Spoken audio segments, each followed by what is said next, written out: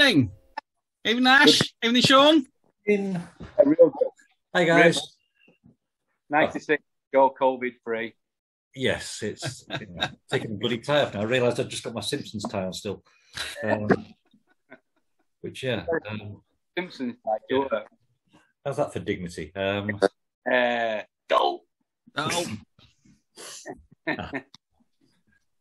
So yeah, that was I have no mouth and I must scream. yes. Yeah. So that's the question. What were we reading this week, Ash? Give us the synopsis. The synopsis. Yeah, I've been looking forward, to be very honest with you, since reading it, I've been looking forward to this bit. Hearing you break it down as a synopsis. This is going to be great. I have no mouth and I must scream. In a dystopian future, the Cold War has degenerated into a brutal world war between the USA, Soviet Union and China, who have each built an Allied master computer, or AM, to manage their weapons and troops. One of the AMs eventually acquires self-awareness and, after assimilating the other two AMs, takes control of the conflict, giving way to a vast genocide operation that almost completely ends mankind. 109 years later, AM has left only 4 men and 1 woman alive and keeps them in captivity within an endless underground housing complex, the only habitable place left on Earth. AM derives its sole semblance of pleasure from torturing the group. To disallow the humans from escaping its torment, AM has rendered the humans virtually immortal and unable to commit suicide. The machines are each referred to as AM, which originally stood for Allied Master Computer, but was changed to Adaptive Manipulator, and later, after gaining sentience, Aggressive Menace. Finally refers to itself purely as AM, referring to the Descartesian phrase, I think, therefore I am. Story's narrative begins with AM projecting a hologram of Gorister to the other humans, hanging upside down, dripping blood and unresponsive. The real Gorister joins the group to their surprise, and they realise it was another one of AM's illusions.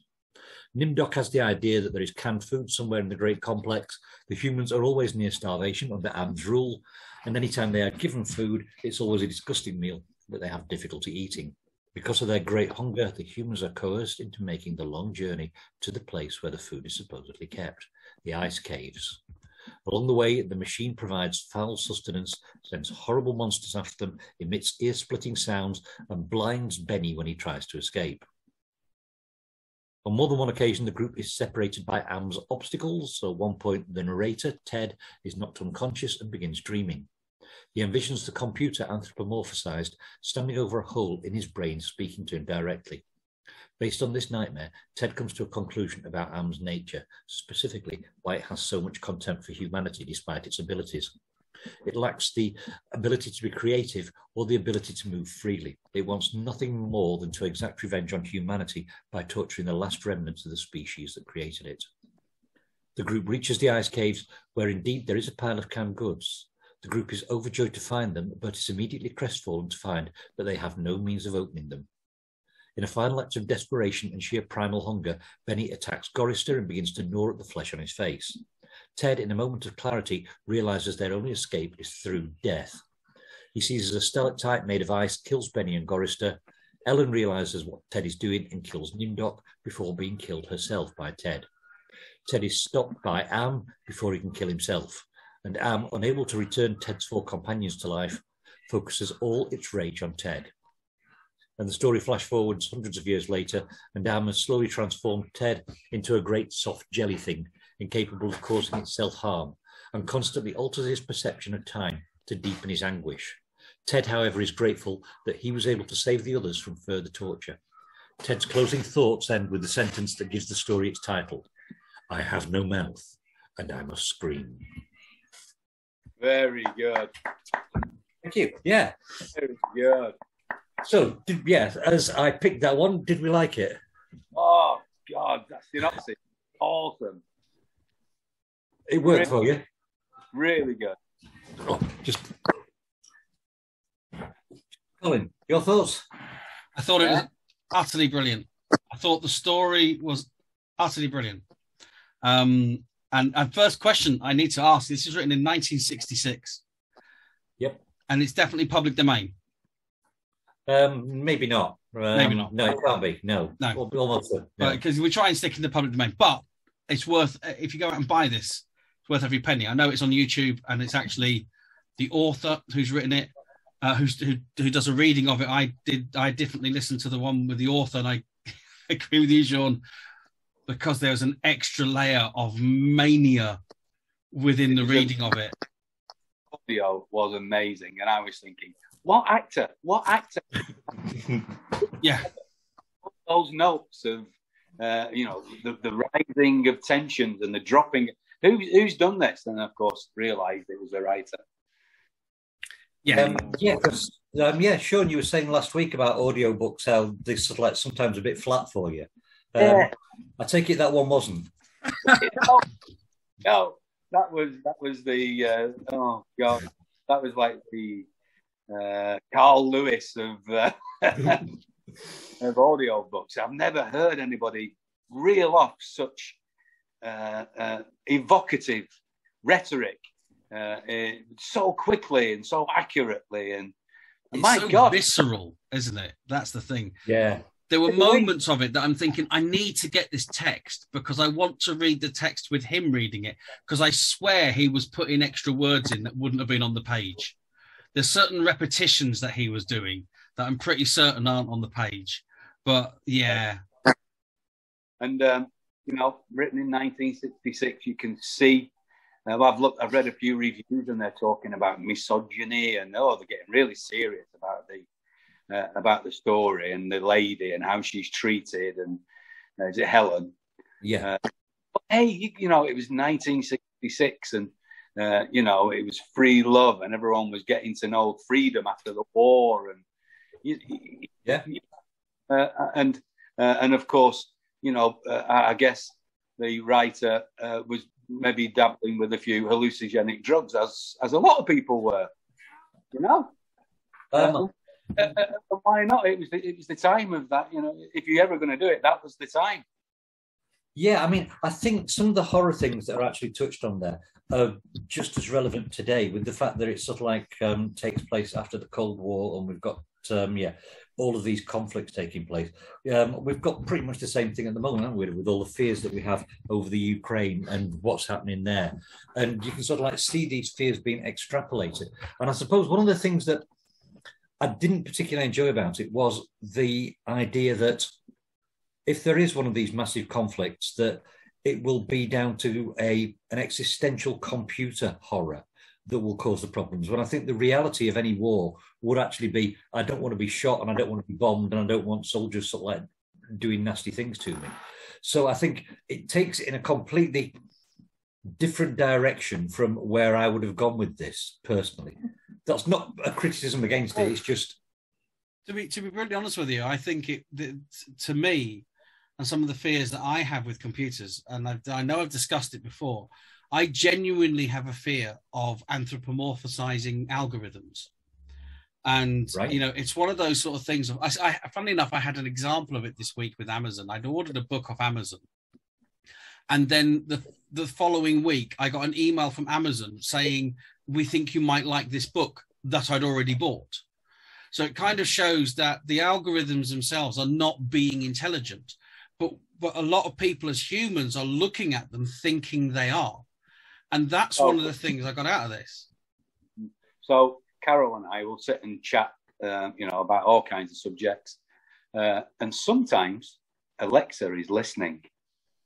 Well, sometimes the blue light's going round as we're talking about quite serious subjects, you're doing conversation. And she's listening.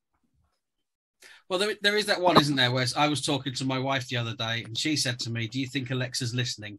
And I said, don't be silly. And she laughed and then I laughed and then Alexa laughed. Very good. But like that. It is.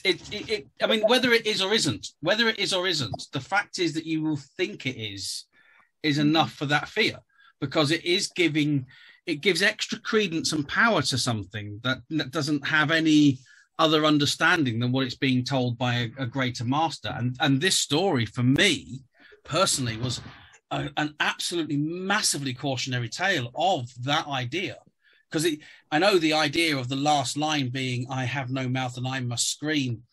It alludes to the blamongy thing that he turns into at the end when they flash forward, but it also represents Am in its early stages of becoming sentient. That it becomes utterly frustrated in the fact that it hasn't been created with creativity and it hasn't been given the ability to move. And that's why it wants to torture things, but it also has no other way of communicating. It wants to scream, and its scream wipes out the entire world because it has no mouth. So it actually has these other layers on it. Yeah, so this is a bit unbelievable because I've just been watching. In fact, I've just turned the volume down on a program which is following 3 autistic children. Let's say children, some of them into their 20s, and they can't speak. Yeah, they're non-verbal, yeah. Non-verbal, yeah. And the screaming episodes that they have with their frustration that they can't communicate. But on the other side of the coin, they are communicating with art and with, with all kinds of other creative processes that don't need the spoken word. And that reminded me of this story. Yeah. The fact that, because they can't do things, they go to a very, very dark place and scream it out of themselves. A little bit like it happens all the way through the book. Yeah. Yeah. Funny how things come round in life. Yeah. Yeah. But that almost sort of like goes back to what Colin was saying, with the whole idea that we attribute some form of sentience to these algorithms when they are popping things up coincidentally, but also probably because of a form of pareidolia, where they're sort of like thinking, oh my God, this story maps perfectly onto that documentary. Yeah, the human mind is so wonderful for finding patterns in everything. It's brilliant for that. And again, ironically, because I don't think that's what you were meaning, but that's the frustration of Am. Am was, well, according to the dream, when he has this fever dream, is Am doesn't have the creative capacity to make those cognitive leaps, and therefore is only cruel. And that's the only entertainment it can have, because it does not have the cognitive leaps to actually make anything other than, this frustration out of entertainment and the kind of anger that it doesn't even realize it has. Are you saying that there's no creativity and cruelty then? Oh, no, I'm saying that the computer becomes frustrated by the fact that it doesn't have any creativity. And it shows awareness of, it doesn't show any awareness of its creativity. It just does things. It's like the amount of people that you speak to that say, I'm not creative, and then are completely capable of lying, which is a form of creativity. So yes, it tortures these people in creative ways, because it's the only way it knows how to do anything in that respect, because it's almost like that's how it's been taught to view the world. So it has no cognitive leaps of its own. Yes, but now we are, 50 years on from when that story was written. Yeah. And of course, the writer would have had no idea, really, of where computers were going to go, as nobody did back in the 60s. But really, have computers come on that far since then? I mean, I know they with algorithms, and I know there is a matrix coming together of some kind of intelligence, but I don't think it's going to make any big difference over our lifetime anyway. Well, it already. I mean, I wrote a short story based on the algorithm things, on the simple thing, which is an app, because there's an app for everything now. Right. There's even an app. I honestly, I was sat in a restaurant in complete disbelief when a friend of mine got out his Apple iPhone. And yes, I know there are other ones, but it was definitely an Apple device that was doing this on, where we actually had, instead of using the calculator to divide the bill, he had a bill dividing app. No. That you typed your bill into, and it then worked out. And it was like, yeah, and that's what I mean, is these apps, and the one that I wrote, which was about a Christmas app, and the idea was never buy a wrong gift for your partner. What you do is you sign your social media over to this app.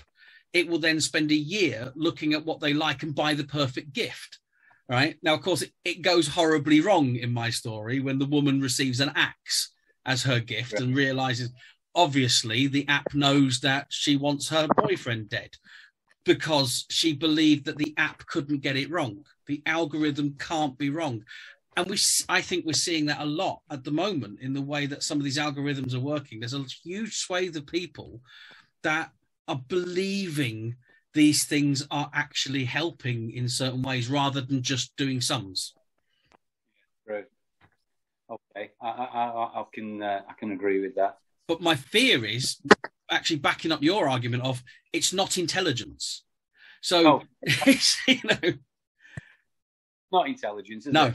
And in 1966, the writer obviously decided he was going to get into bonkers mode to a certain extent, and that's what he wanted to come over, within his story. But I don't think he would have had any other ideas other than just bonkersness, although, the human mind of a writer, he does give people characters within a machine. And so, I guess that story can live in a brain, but not in reality. I think my favourite thing about this one is that it's pretty much unrelenting horror. Some of the other ones we've sort of had narrative build-up, and it's sort of like, oh, here's a house, bit spooky. Here's a person going in, bit dodgy. Oh, the ghost. Whereas this one is just in your face horror all the way through. And then your final line being, this guy's going to have to experience this shit for the rest of eternity. And I think that's so much different from anything that we've looked at before. All credit to Harlan Ellis for, is it Ellis or Ellison? Harlan Ellison. Ellison. Anyway, him, writery bloke. I think it's incredibly powerful, and it's a brilliant new way of looking at story. Just to, I don't know, Ursula K. Le Guin has sort of like said, if a story is all action, in that case, it's missing out. It needs plot. And I do think the majority of this one is action. I think there's very, very little plot in here. Yeah.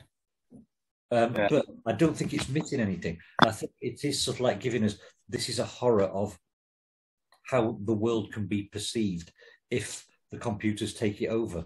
And Sean, I get what you're saying about how computers aren't going to take it over. This is my hope and my belief.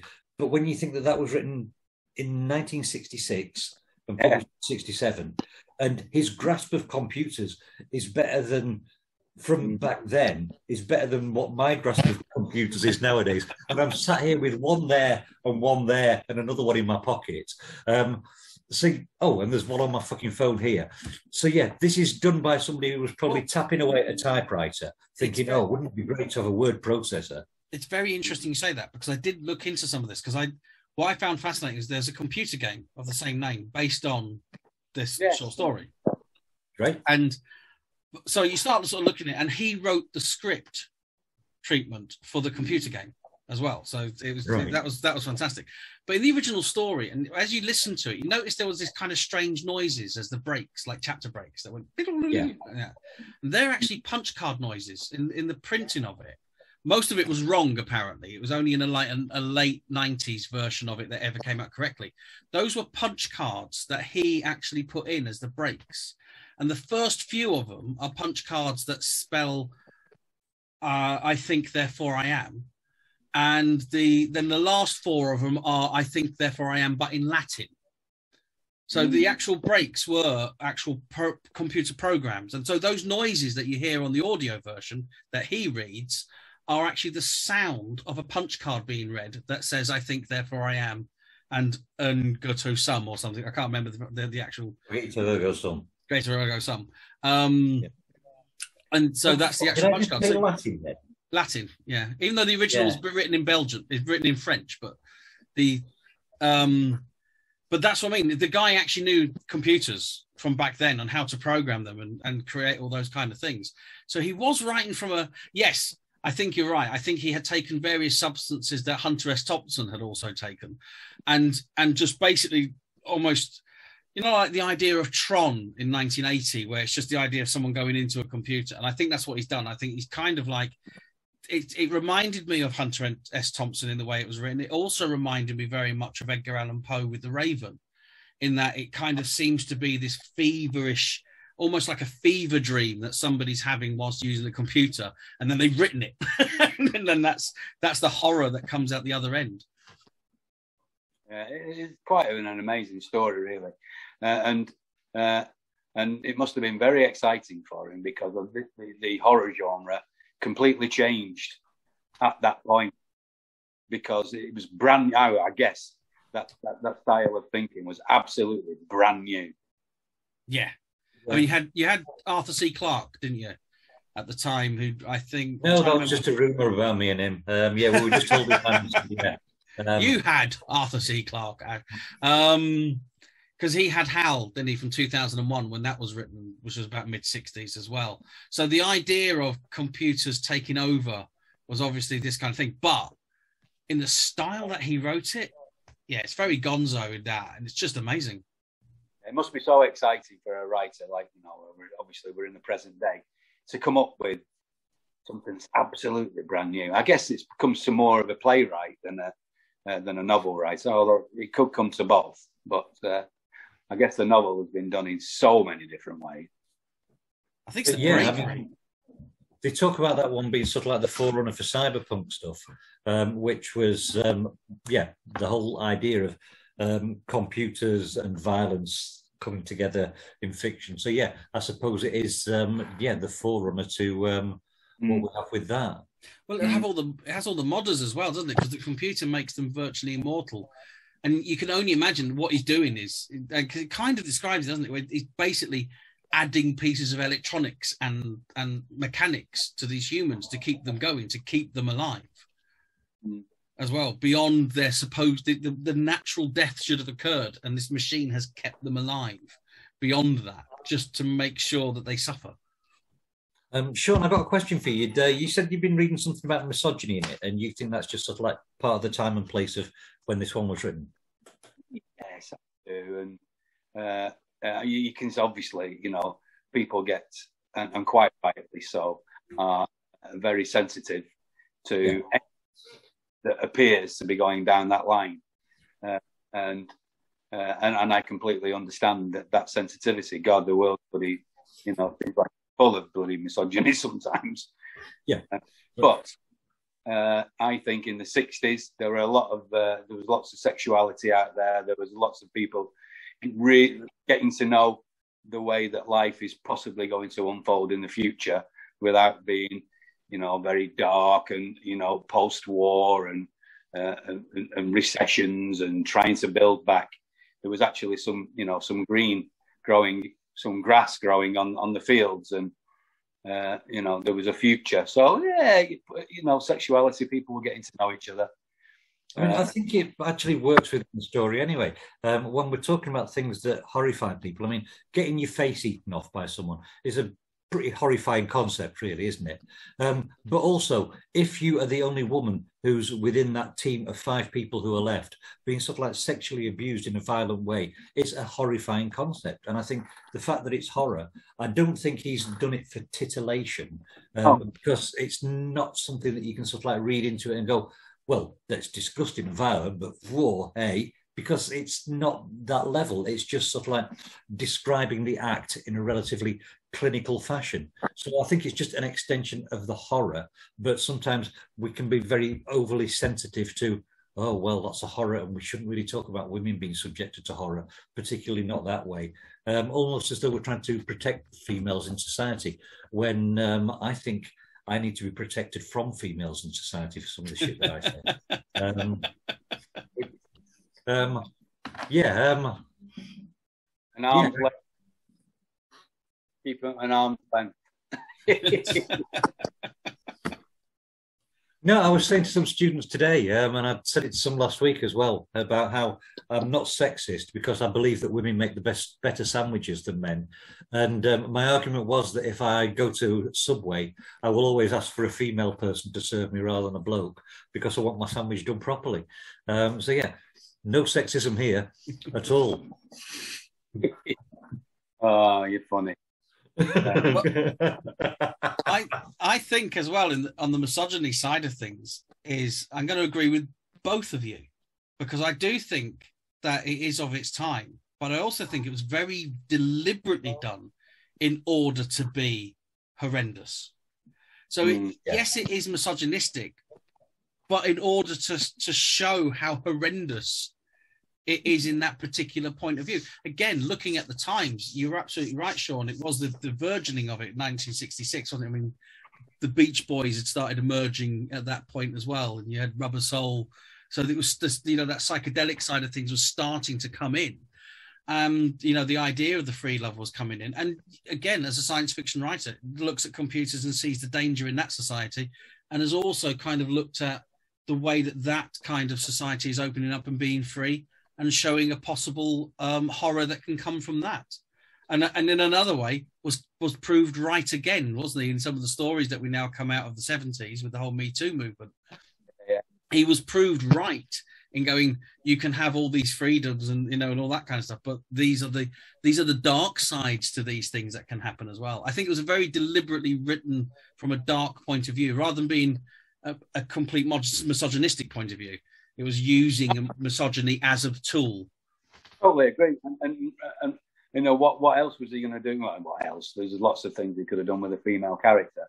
But when you're looking at the horror side of it, and she's on her own with 4 guys, make sandwiches all the way through it, is she? She's not, is she? Anne wouldn't let her. Anne wouldn't let her make the sandwiches. That was the thing. No. On the subject of women, as we walked, the lunatic laugh of a fat woman rang high and around us in the computer chambers. And then we've got sort of like later on, we heard the laughter of a fat lady high overhead and echoing down and down. Who the hell is the fat lady? Yeah. Did I miss something? Is Am a woman? Well, it's multiples, isn't it? I don't remember picking that out when I listened to it. I guess we're left to conjure with whether she is or not, or it is or not. I suppose the whole thing is you've got sort of like the laughter of a woman. Is this some quirk of insanity that we've got running through Am's programming that is making Am even more frightening because they're no longer a sane computer? Or is it that Am is female, which why am I even assuming that Am would be male? Yeah. It's a computer. And is it Am or is it Ted at this point? So we've already spoken about the anthropomorphizing of various things, that we are looking at this entirely from the narrator's point of view. So we actually do not have any basis on what is genuine, as in what is actually going on and what is hallucination.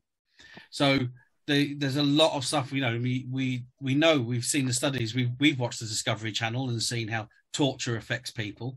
You're talking about people that are starved, sleep deprived, tortured, kept alive beyond their means. So a lot of those side of things of the personification of Am could actually be coming from Ted rather than the actual computer itself.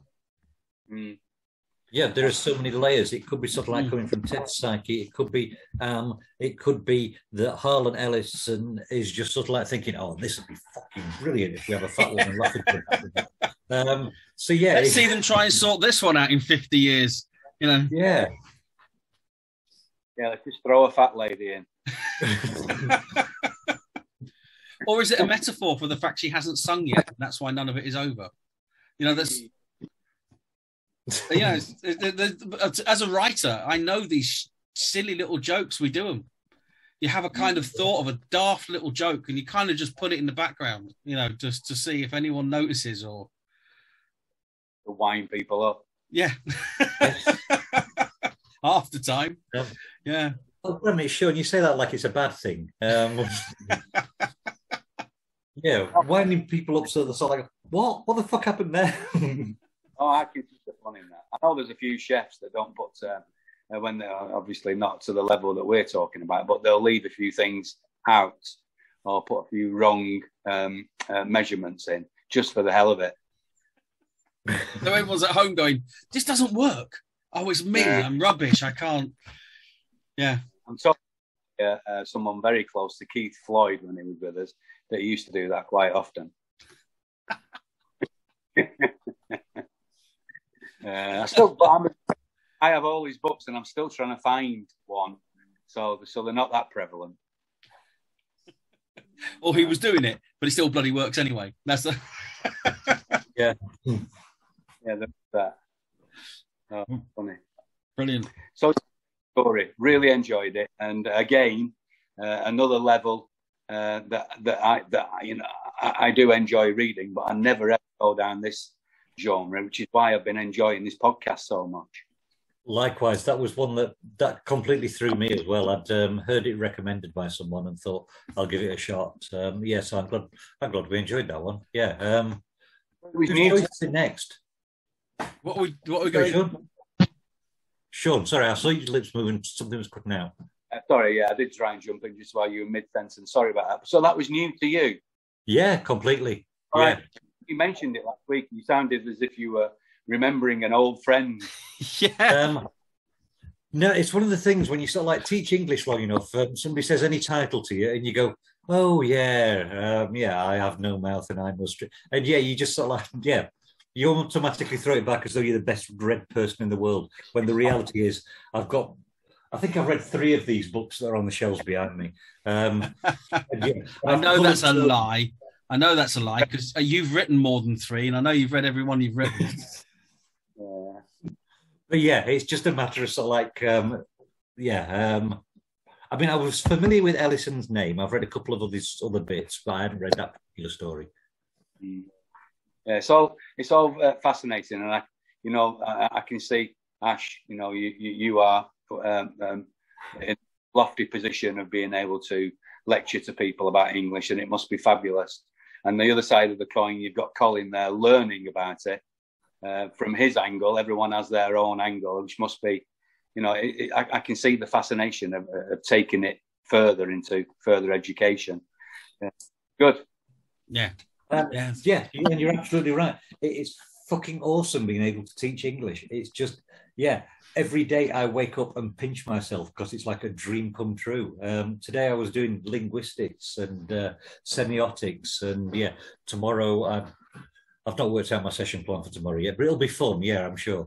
I must admit, I would love to do a linguistic analysis on.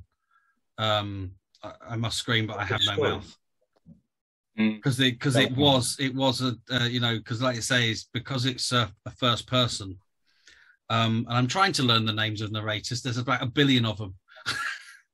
So the way. It's all right. 10. It's an unreliable narrator. That'll do.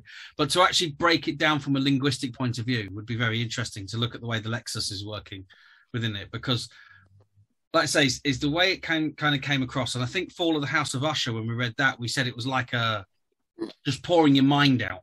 That there's no real structure to it. And I think this one has that kind of feeling to it as well. I think you touched on that earlier, Sean, where it's almost like, pass me the laudanum and I'm going to start writing. It's that kind of... It flows as if he didn't know where it was going to end when he started.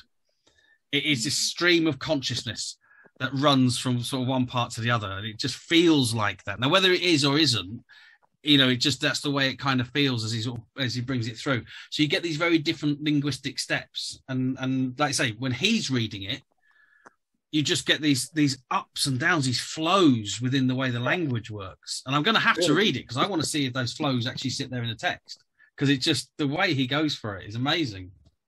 Yeah, it is. Yeah, I was very impressed from the actor's point of view. Very impressed. Who's got next week's story? I wish I could choose one, but I just seem to be like overrun with this book. So, but it's over. It's over in 2 or 3 weeks, and I can choose one. Then you can choose. I'll tell you what I'm going to do. I'm just going to go this way, and I'm going to reach for a book that seems to have turned up on my shelf again. It's been missing for a while. Chilling Horror Short Stories. Beautiful edition.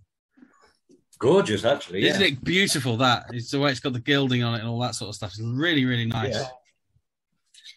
Yeah. So let's just have a look through here. It doesn't have years on it, so some of these might be new, some of these might not be, because this actual book itself is a mixture between new writers and old writers that someone's put into an anthology. So I'm just having a look through this. Oh, I tell you what, The Screaming Skull That's a name that just bounced off there for me. I haven't gone through this. By F. Marion Crawford. Well, it sounds like the name of a band. The Screaming Skull. When I turn to the page, it's just like like that. Oh, okay. Funny. So that's it looks like it's not too bad, though it's very small printing, this one. Probably about an hour.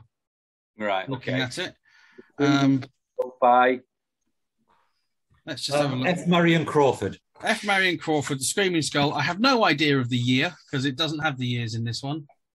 Crawford. Okay, cool. Oh, what a great opening. What a great opening line. There you go. I have often heard it scream. That's what you're looking for. I have often heard it scream. That's the opening line. Open the gap now. Right, I should bookmark that. Originally published in 1908. So, yeah. There we go. Look at that. Yeah. But yeah, I need to get some more of this series because they've actually got one of Edgar Allan Poe and H.G. Wells and all that kind of stuff, and they're just really nice. It's the Flaming Tree Publishing. For our 18 views or whatever like that, there's a bit of advertising. They may pay us £1.50. I don't know, but yeah, Flaming Tree Publishing are the ones that do these ones. And they're really nice. So there you go. Brilliant. Thank you so much for that, guys. I might have to look into the old diary next week. It's my birthday on Monday or Tuesday. Monday or Tuesday? You nailed it down to one of those two, have you? Monday or Tuesday. I might start it on Sunday. Well, you just let us know because I think next week is actually I'm off lots of things because I'm now on educational holidays in my employment nowadays. So I'll be finishing. My plan is within the next 2 weeks, I'm actually going to finish everything that I need to do for uni so that I can take May off. Often the best month of the year as well. Yeah. So, yeah, I have a publisher meeting as well on Tuesday. So, time and I'm up in Manchester and travelling and I might be struggling a little bit. Shall we say Wednesday then? I'll tell you what, let's sign this off because people don't want to listen to us talking about diaries. They're here to talk about short stories. Anyway, so it's been absolutely fantastic again. Loved this one. Really, really enjoyed it a lot. So I'll see you all later. Okay. Bye. Au revoir.